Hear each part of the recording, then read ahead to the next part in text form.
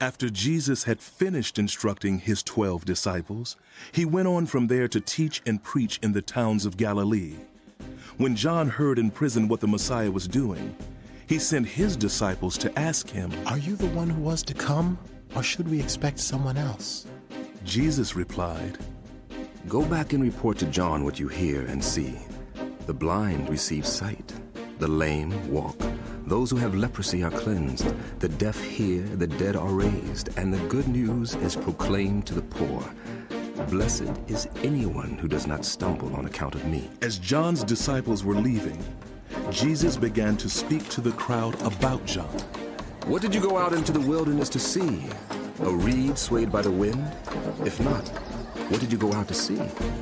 A man dressed in fine clothes? No, those who wear fine clothes are in kings' palaces. Then, what did you go out to see? A prophet? Yes, I tell you, and more than a prophet.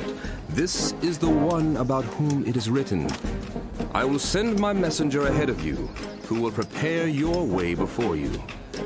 Truly I tell you, among those born of women, there has not risen anyone greater than John the Baptist. Yet, whoever is least in the kingdom of heaven is greater than he.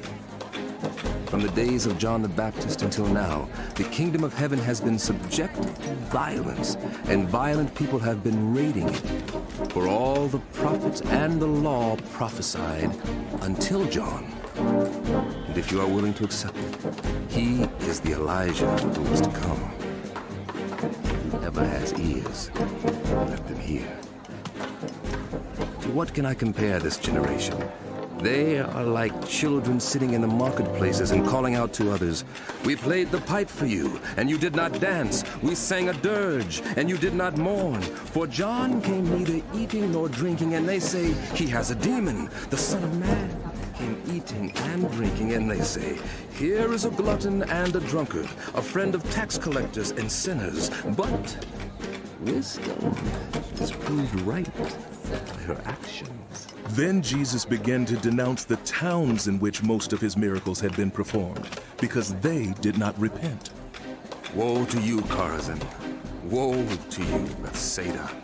If the miracles that were performed in you had been performed in Tyre and Sidon, they would have repented long ago in sackcloth and ashes.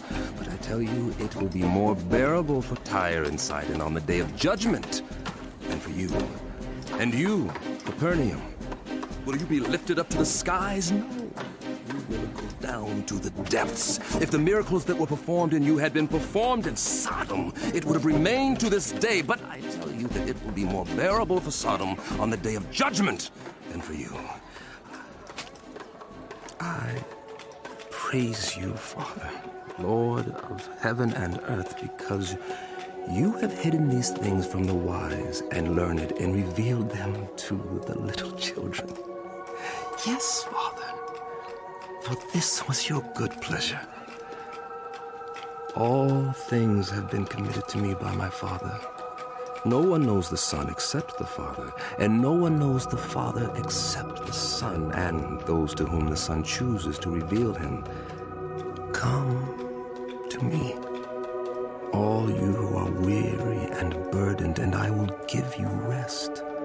Take my yoke upon you and learn from me, for I am gentle and humble in heart, and you will find rest for your souls.